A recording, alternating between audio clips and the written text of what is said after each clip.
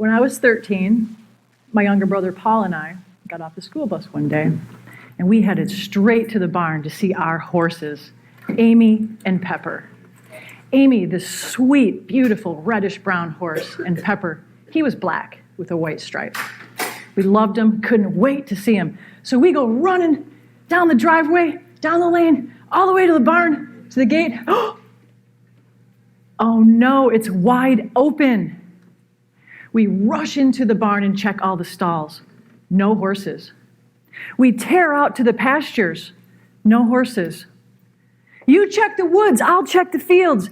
Amy, Pepper, where are you? No horses. After an hour of desperate searching, I'm like, I'll tell Dad. So we sneak into the house. We find him at the table, reading the paper.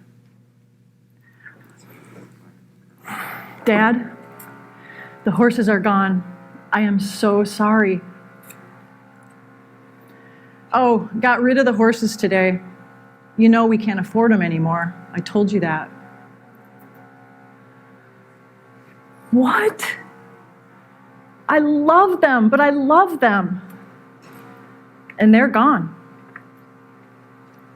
I knew in that moment I would never again allow someone to take something from me that I loved, especially for money.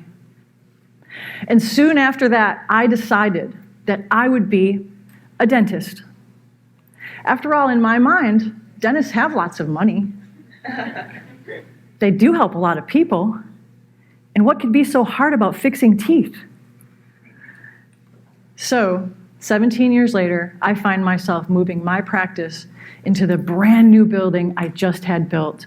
And I'm sitting amongst the boxes, piled high to the ceiling, and I can smell the brand new A-deck dental equipment, still wrapped in plastic. And then it hits me. I'm now over $1 million in debt. I've just added yet another responsibility to my life. And I don't even know if I like being a dentist. But I have debts to pay. I've got commitments to honor, so I stay. And I dig in. And I struggle through some dark times. I had so many signs I needed to reach out for support. I was completely anxious, depressed. I had no energy left at the end of the day for myself or my family. I drank a lot. And instead of reaching out for help, I was ashamed and embarrassed that I needed help. I did things like buying equipment, cars, clothes. I fired employees and hired new ones thinking that was the answer. I got divorced, switched partners. When it dawns on me that the changes I'm looking for are not out there. They have to start inside of me. So finally, I did reach out for help. I hired a coach. And my coach was amazing, so impactful. But the most impactful coach during that time was not the one I paid $500 an hour. It was my horse, Gypsy. She was more impactful because while he was telling me things with words, she was showing me with experience the lessons I needed to learn. For example, things were not going well with my team. And my two-legged coach kept telling me over and over again, Bethany, you really need to change your bossy, commanding, micromanaging leadership style. Yeah, got it, change it, we'll do it. But when the rubber hit the road, back to my old MO, I didn't know how.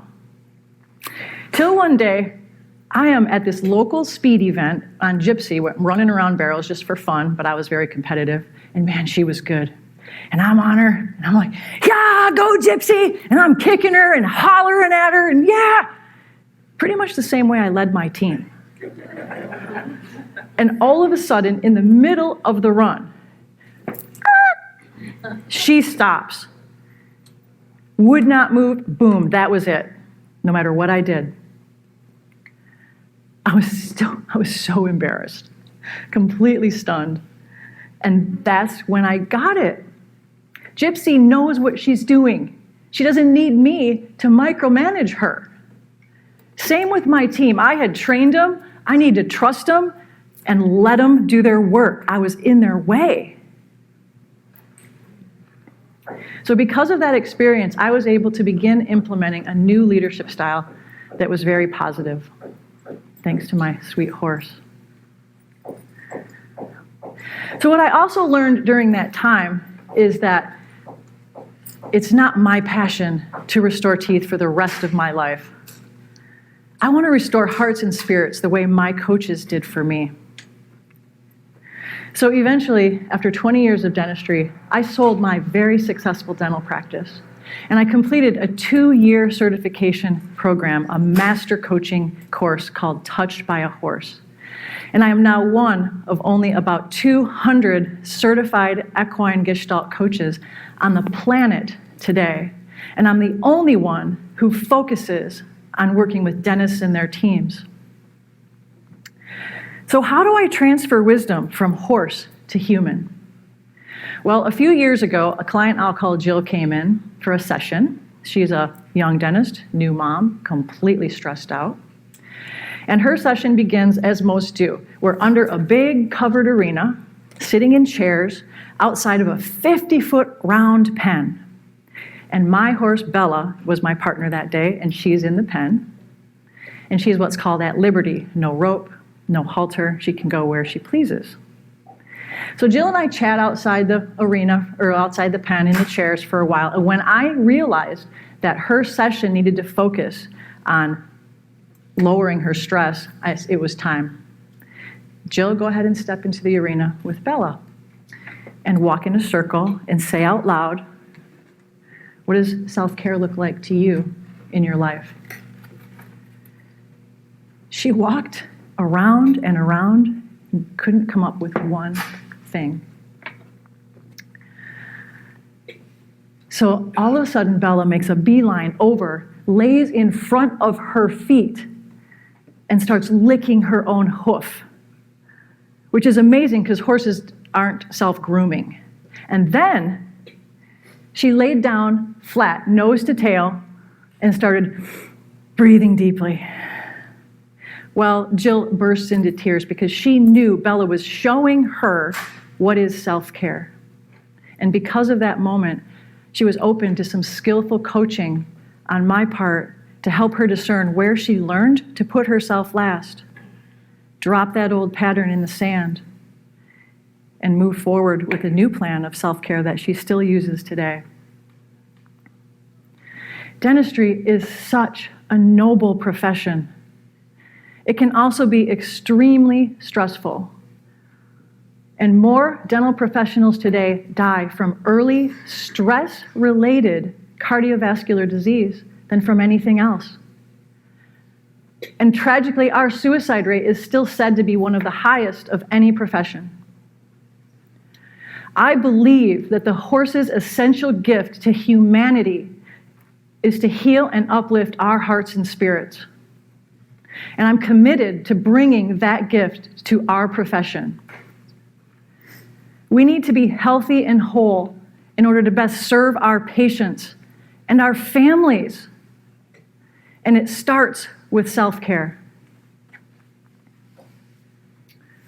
So whatever self-care means to you, I invite you to do some of it every single day.